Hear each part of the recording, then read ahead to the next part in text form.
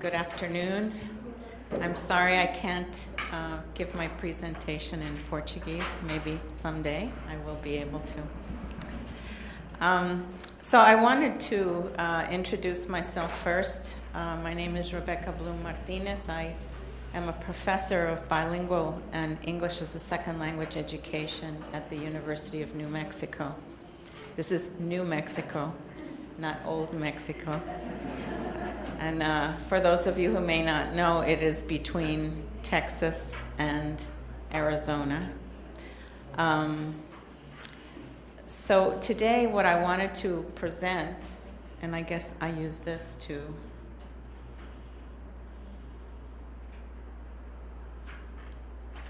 talk about backwards design and content-based language learning. And these are perhaps things that you're already familiar with. I will be talking a little bit more about this in my keynote tomorrow, but I thought I would try to do this workshop today. And I wonder if I could ask you all, at some point I'm going to ask you to sit with somebody else who may be teaching or working in a particular age group. Because I brought two examples of this backwards planning and content-based learning. So there's going to be some of you working in the primary level and some of you working at the secondary level, just to show you some examples. So our agenda for today is what is content-based language learning and why is it a powerful way to learn? And then talking about developing language and content area objectives. Studying a new standard. I understand from all the conversation today that you are about to have new standards. We also, in the United States, have just recently adopted the Common Core standards, and it has caused about as much contention and stress as I understand that's going on here. And then talking about developing a possible assessment, because as David was saying today, the assessment has to match what your standard is, what your objectives are. And tomorrow I'll be talking about examples where this hasn't happened and the problems that this has caused. And then asking you yourselves to choose a content area and developing some content and language objectives, just to give you some practice in doing this in case you haven't done this, and some possible activities. So I forget that I have to do mine and yours. So what is content-based language learning? Some people refer to it as CLIL, content and language learning. Whatever you call it, it's more or less the same thing. And it's a competency-based teaching approach that integrates both language learning and content learning. And I will tell you that I had the wonderful experience many, many years ago of being in a school, an international school, in which, as language teachers, we taught content. And this was a very wonderful way to begin my teaching career, which I have been doing, hopefully, ever since. As you probably know, it's being used extensively in the European Union, at university and other levels, in assisting students to achieve both content and language mastery. And it's been used extensively in Canada with its language immersion programs, the French language immersion programs. And now it's being used extensively in the United States to teach English learners the content they need to know in both elementary and secondary education. And for those of you who may not know, in the United States, in many school districts, we have easily 30% of the student population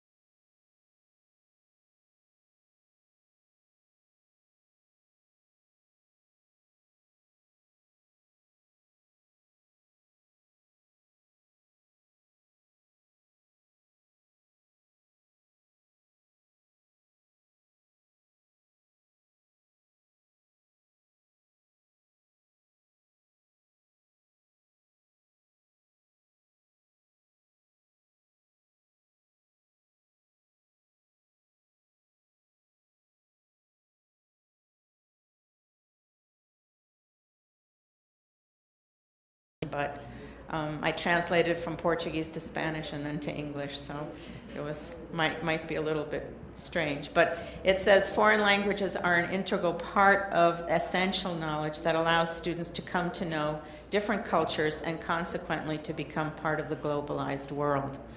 So what does it mean to know the cultures and to become part of the globalized world? Well, I don't think we're just talking about, knowing what the latest song is from some particular place, but knowing much more how that particular culture and the trajectory that culture has had and how it impacts the globalized world today. I think that's much more what we're after in schools. So if the goal is a communicative goal with a specific foci, which is knowing different cultures and becoming part of this globalized world, you have two foci there. It's difficult to become a part of that world if your curriculum is grammar-based. So this is something that I find over and over again, no matter where I go, no matter where I'm finding teachers of language often think what it means to learn a language is to learn the grammar.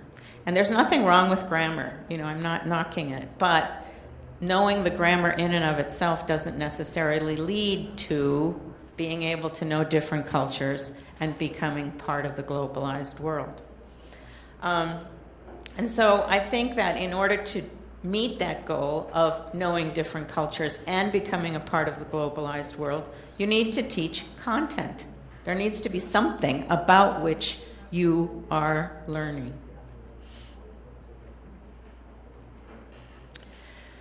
Using content to teach language allows students to read, write, listen to, and speak about real life, real content. This is really important, and this is what gives, as David was saying in his presentation earlier, this is what gives students the spark, the fire, the passion to be able to learn about something.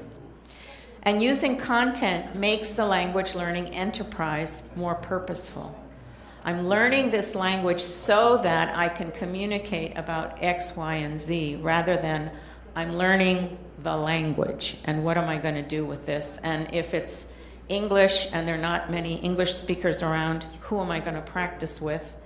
In my case, I took an intensive course in Portuguese 5 years ago, so I understand a lot of what people are saying, but 5 years without any practice, guess what happened? Also, using content makes language learning more interesting, both for the student and the teacher. I don't think that you can continue to teach grammar over and over again and be inspired every single day. But I do think that if you're teaching about a particular content area in which you're using the grammar that you want to get across to the students, then it becomes much more interesting for you too. It's also more practical. It puts language in an active and more immediately useful role. And using content also makes language more comprehensible. Students know what the topic is, rather than just trying to guess at what is the teacher talking about or what is this make-believe conversation that I'm supposed to have. It makes it real. And using content allows students to connect their language class with other studies, so that interdisciplinarity that David was talking about earlier. This is important. So what is required when we want to bring together content and language? Well, obviously, we need some curriculum planners. We need teachers and evaluators, and all of them must change their paradigm. So they have to stop thinking just about the grammar points that have to be taught or the grammar points that have to be tested, and we have to think instead that we're going to marry these two areas, and these two areas is what's going to drive the planning, the activities, and the assessment.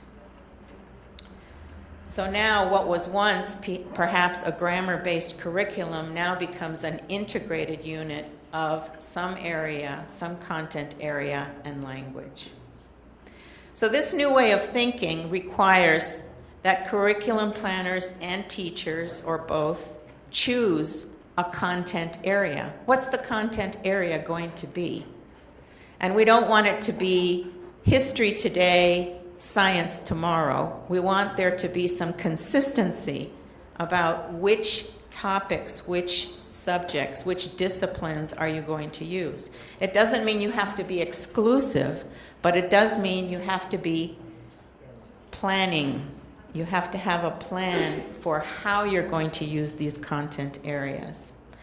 And it also means, if you're in a school, that you want to see how your language class meets the needs of what the content area teacher is teaching. So if I'm teaching, say, English, and I want to use history as part of the content area, I want to meet with the history teacher to see what the history teacher is teaching and what I can do to support that learning, and what he or she can do to support the language that I'm trying to teach.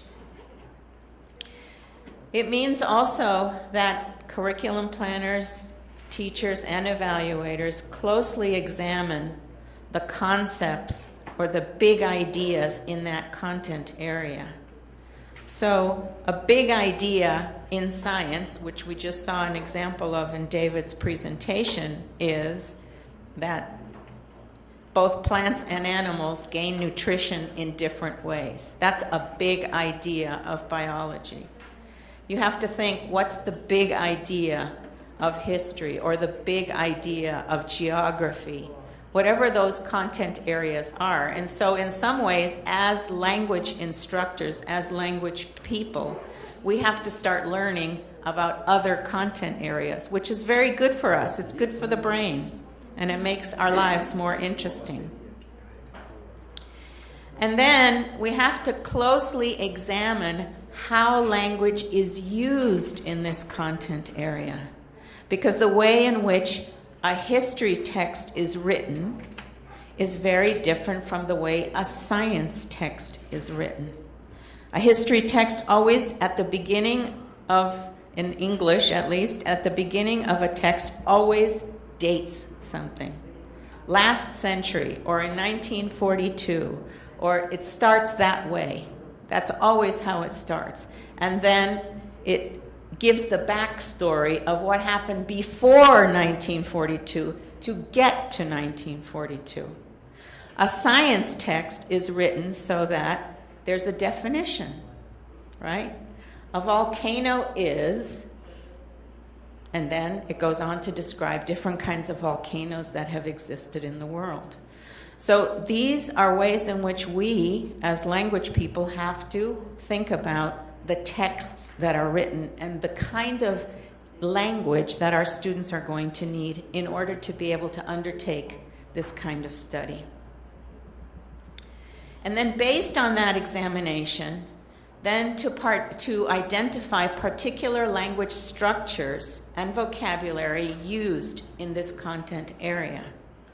So if I am looking at a history text, I can bet that part of the text is going to be using past tense, but part of the text may be using this historical present tense, which is kind of weird in English. The president says that blah, blah, blah, blah, and it may be talking about actually something that happened in the past. So we have to think, okay, if that's the case, what are we going to teach our students about how the language works in this particular content versus the language that's being used in this other content area? And then, based on all of that, you develop content objectives, which the content teachers help you with, and the language objectives, which is what, in my case, that would be my specialty. What are the objectives that I'm going to cover? So I'm not going to say that first I'm going to teach the present tense. because that may not be used at all in the text that I'm going to learn. And you may say, oh, but my students, you know, they're just beginners. Well, you can start with the past tense. You don't have to start with the present tense. A lot of grammar-based, I'm always interested to look at the people, for example, who teach Spanish. They always teach, you know, the present and present progressive, and then they go to the past, and then comes this really important, difficult topic, which is the subjunctive. And they make a big deal about it when the subjunctive is being used all the time. So why wait if it's going to help students to understand a particular topic? So I'm just talking a little bit about some of the common mistakes that are being made in language teaching. Okay, so now I want to give two examples so that you see that I'm not just making this up, but that actually teachers are working with this. And I worked for about 6 months with the folks that are in charge of curriculum for the Los Angeles public schools. I don't know how many of you know, but this is one of the biggest school districts in the nation of the United States. It has, I forget how many million students. I mean, this is one school district with that many students, and with an incredible diversity of students, and with a population that is probably close to 40% of them are second language learners of English. So this is a big challenge for teachers. Whether you are an English as a second language teacher or not, you're going to have these kids in your class. So what do you do to help them learn both the content and the language?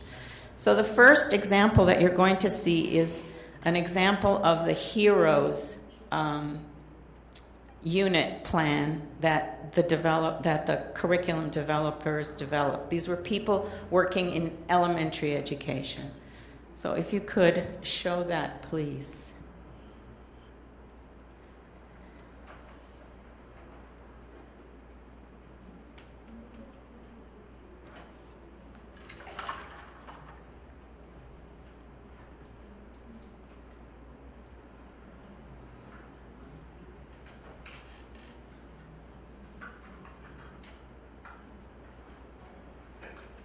Okay.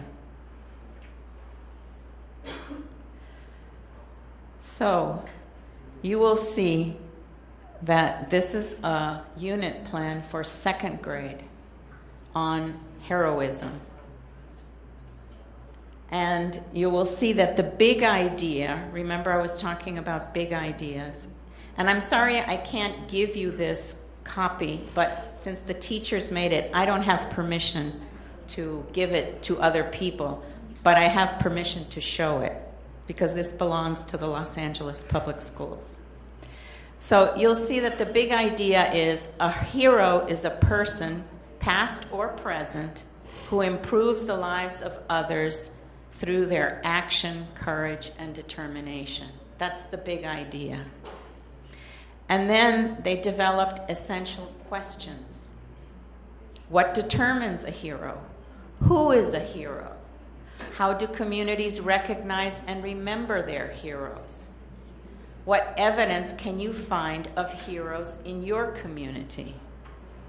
What can we learn from primary sources? Now, because this is second grade, we're not going to go to historical documents. We're going to go instead to drawings or paintings or pictures, right? And then here come some of the standards. So here's a history standard. You will see the 2.5. Students understand the importance of individual action and character and explain how heroes from long ago and the recent past have made a difference in others' lives. That's the content objective. And then here come the Common Core standards below. These are the English language arts Common Core standards. Describe how reasons support specific points the author makes in a text. So these aren't made up. These are just taken from standards that have already been developed. The same thing with the history standard. It's already been developed. The teachers aren't developing a standard. They're using the standards in order to make a unit of study. And I'm not going to read all of them, but you get the idea that here are the standards that the teachers have taken from an already existing standards and put them to say, if we study heroes, what would make sense? What standards would we use to support the learning that we want them to have? And then there are the resources. If you can, thank you. So the resources, they've gone and looked for books that are about heroes. And they've gone and looked for books that are going to support not only the history standard, but also the Common Core standards, the language arts standards that they need to teach. So some of the books are, let me come around here so I can see better. So some of the books are Babu's Song, Tomás and the Library Lady, Fighting the Fire, One Grain of Rice, African American Inventors.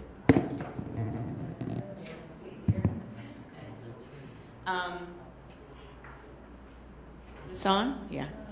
Harvesting Hope, the story of Cesar Chavez. I don't know if you know, Cesar Chavez was a Mexican-American leader who helped to organize the farm workers in the United States, the people who pick all of the produce. He helped to organize them.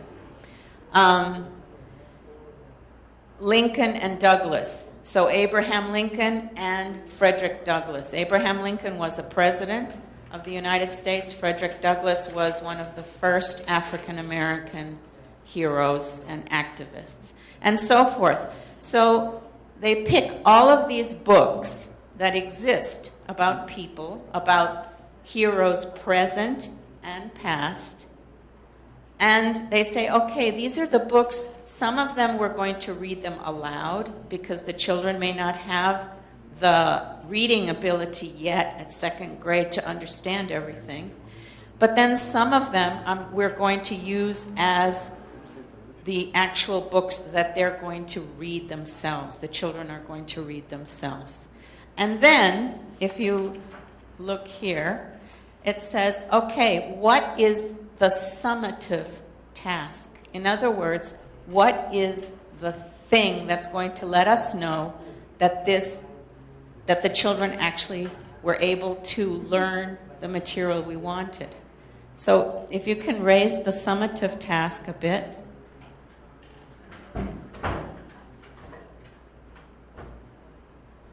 There, thank you. The summative tasks, students write a letter requesting that their hero be featured on a national stamp or monument. The letter must have text evidence of the hero's meeting the class's developed criteria. So that means the students are going to develop the criteria for what a hero is in their classroom, and then they're going to write a letter either to the post office or to some national organization saying our hero should be on a stamp or should be on a monument, and these are the reasons why.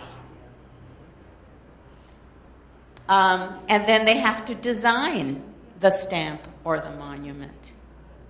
And then they can use photographs and other evidence for their heroes. Now look at the language skills down below here. Thank you. Here comes the language part, the English part that students are trying to learn. Combine ideas by using linking words, and, but, so. These are things that the children don't know yet. because they're learners of English. Identify and use structures indicating cause and effect. So, because, since, as a result, therefore. These are all words that tell us something about cause and effect. Identify tense in verbs and utilize descriptive words, adjectives, based on literal and inferred understandings of texts. This is what I mean by developing your content objectives and then developing your language objectives. Because all of these are going to be found in the books that the teachers selected to be used for this particular unit. It's a thematic unit on heroes. Does that make sense to everybody? I'm sorry, I cannot translate to Portuguese because it belongs to the Los Angeles public schools. But I think it gives you a sense of what can be done. And then, of course, then there's all the activities that are planned. Let's now go to the next example, which is an example for middle school.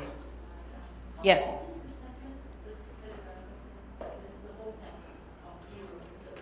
They decided how long it should be. So I believe this one was probably about 4 weeks long, okay?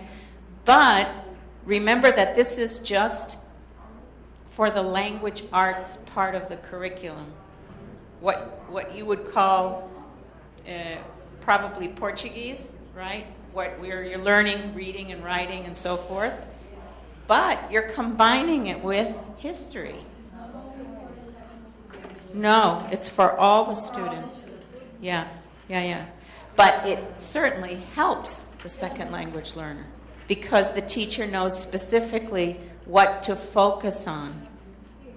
The cause and effect words, the linking words, the past tense, all of those things that most of the time I would say classroom teachers are not conscious of. They just use language and they're not conscious of why they use these particular words or what it might mean for a second language learner. You had a question? Okay. And did you have a question? No. Okay. So this is for secondary, okay? And this is, it comes, as you can see, from the Multilingual and Multicultural Education Department. And there is a big problem in the United States with what are now being called long-term English learners. These are students that have come to school starting, say, in kindergarten, not speaking English. They learn some English, especially conversational English, but when it comes to academics, they have not gained the kind of English that they need in order to succeed. So we get students that are in 7th and 8th grade in junior high or secondary school who are struggling with the English. They don't sound like they are foreign. Many of them are not. Many of them have been born in the United States. But they are still struggling with English. And so this particular thematic unit is aimed at those students. So Persepolis, if you haven't read it, it's a, what do they call it? It's not a comic book. It's a, I can't remember how they call it. But it's a book, but it's with pictures, with drawings. No, it's not a comic book. They call it graphic novel. That's what it is, a graphic novel. Sorry. Now this is a big movement, is to have graphic novels. So if you could go to the next one. So here it is. Long-term English learners and reparable harm. So I'm just going to read this to you and explain a little bit because this is the focus of this particular unit. By the time long-term English learners arrive in secondary schools, they have significant gaps in academic background. They have very weak academic language and significant deficits in reading and writing skills. The majority of long-term English learners are stuck at intermediate levels of English proficiency or below, and many have developed habits of non-engagement, passivity, and invisibility in school. Sound familiar?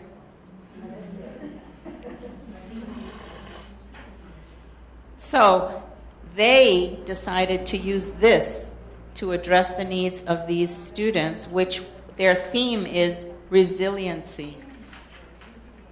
And they have the skills that are needed. And here come the essential questions. How can people organize themselves when they live together in a society? How do individuals challenge an established hierarchy? Is hierarchy the only or best way for people to organize themselves? And if you can just go to the next one. Here are the Common Core standards. Here they are for 6th grade. So I just wanted to show you, because I only have 15 minutes left and I want to make sure that you get a chance to try your hand at this. I wanted to show you, if we could go back to. So this graphic novel is about a little girl in Iran and about the Iranian Revolution, okay?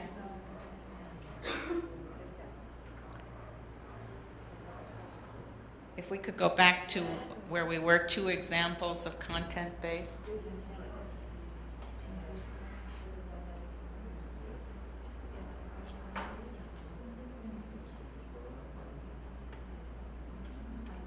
Okay. Now the next one, please. Oh, I can do that now. Sorry. So here's a standard from your standards that I was looking at for English. I was sent some documents, and so this is one of the standards. It says to choose, that students can choose the correct register according to the situation and the vocabulary that reflects the idea intended. Okay, which means that students need to be able in English to understand one particular register versus another, right? And understand the vocabulary that is used that reflects the idea intended. So what I'd like for you to do, if we can, is for you to get into groups. And I don't know what levels you teach. Maybe just sit with a friend or somebody you're sitting next to and think about this standard. Think about this standard. If you were teaching English, and it would be English obviously as a foreign language, to the level of whatever work you do, what would you do to get to this standard? What content area would you choose? That's the first. What content area would you choose first for the age and the background of whatever students you are involved in to get to this standard? Let me give you like 3 minutes to talk to each other, but you have to do this together. So it says they have to choose a register, a correct register, according to the situation, right? So if you are teaching English, you don't want, and let's say you're talking, your purpose for teaching this is for students to understand how to do a formal presentation. then how are you going to, what content area would you choose for them so that they learn the difference between a formal register and an informal register? What content area would you choose?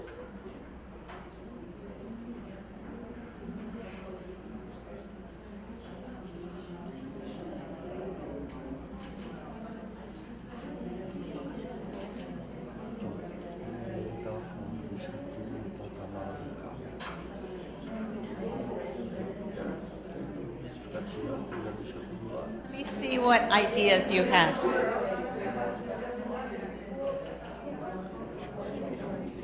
What ideas are you coming up with? Could you share?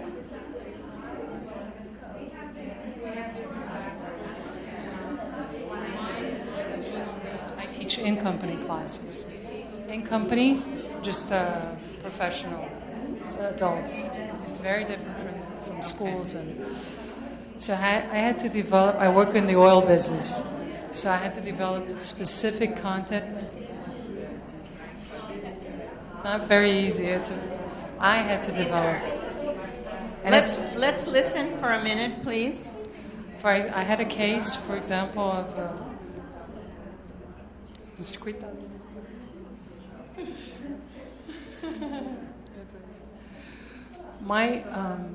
my background is different from what we're talking about. I teach in-company classes, and I work mostly in the oil business in Rio. So I had to develop specific content for them. For example, I had students they had to read manuals. It's very different from what you're talking about here, I'm sorry. But not really. So they had to just read the manuals. They didn't have to speak English. They had to read the manuals. So very fast. So I didn't have a lot of time. And they were beginners. So I said, what am I going to do here? So what I did, the classes were mostly to reading comprehension. So I had to get the manual, use it as the content. The classes had to be in Portuguese because until I taught them English for them to understand the manual, so most of the classes were in Portuguese, using content in English with the vocabulary, translating kind of thing. But this is an one of the examples. This is a perfect example of content and language. I developed so many others. So let's this is hear one from example. another group.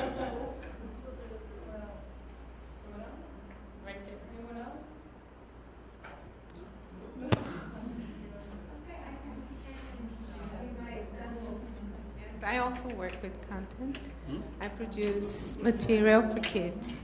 Yes, and what I was telling her is that I work in a little different way, because we work with the kids, not together with the teacher of science, for example, but after the teacher has already worked with that subject, with that topic.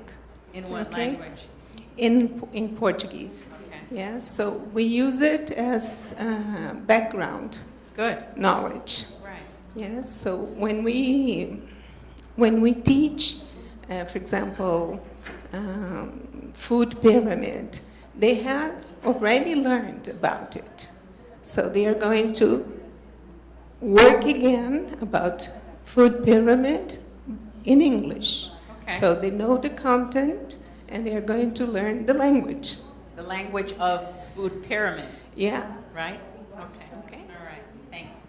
So I'm going to stop you for a moment now and ask you, okay, if you develop some kind of content area, right?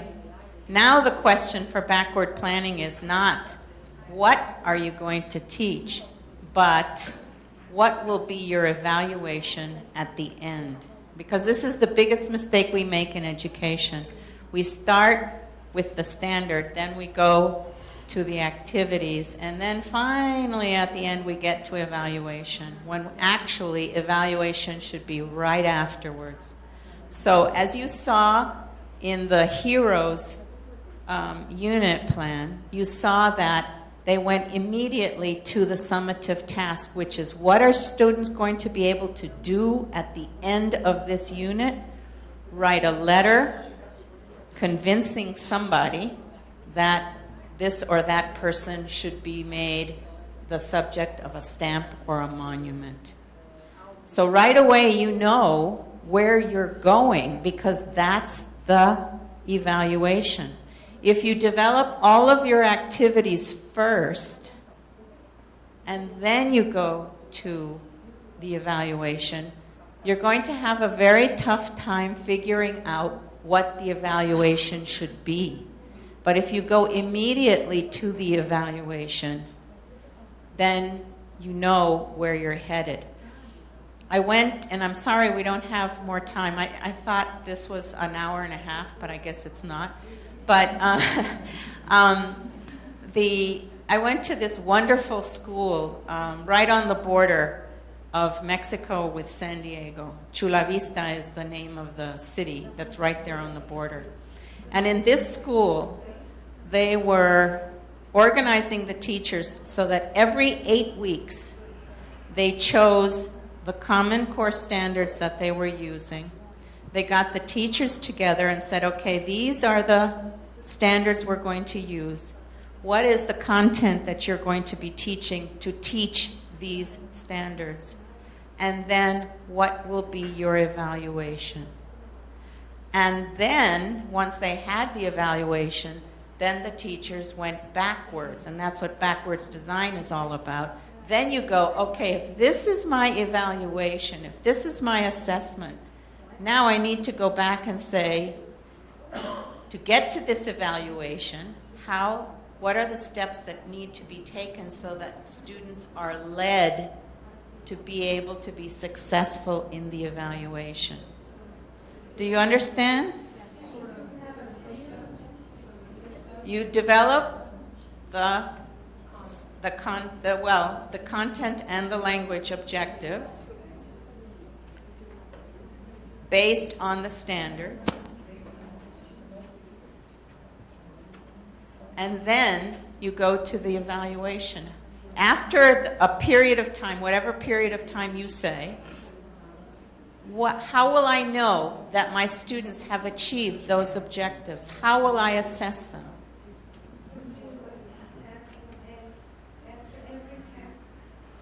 You could, which would be formative assessments. You could know how they're doing, and many teachers do that, and that's good.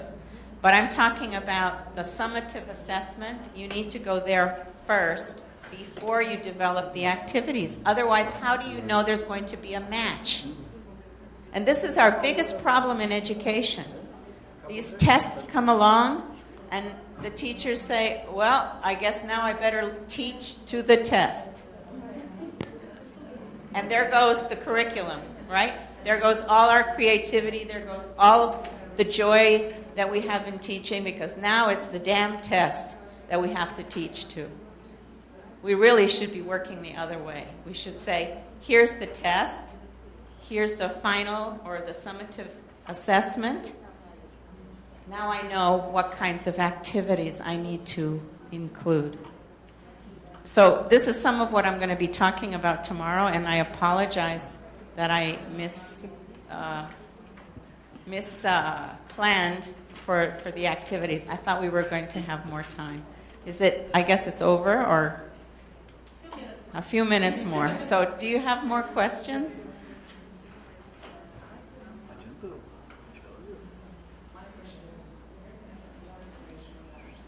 On backwards planning? Actually, I know, because I looked on the website of the British Council, they do a whole bunch of stuff on backwards planning. Yeah, so I know that that's a big part of what the British Council does, is backwards planning. But I also know, I'm going to forget right now the name of the two authors. One is McTighe.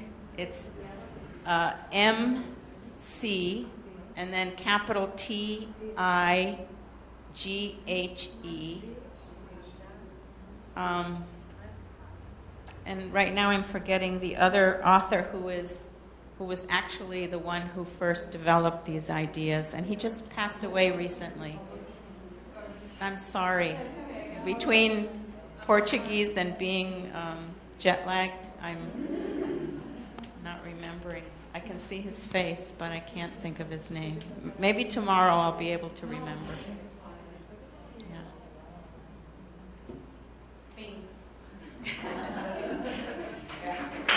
Obrigada.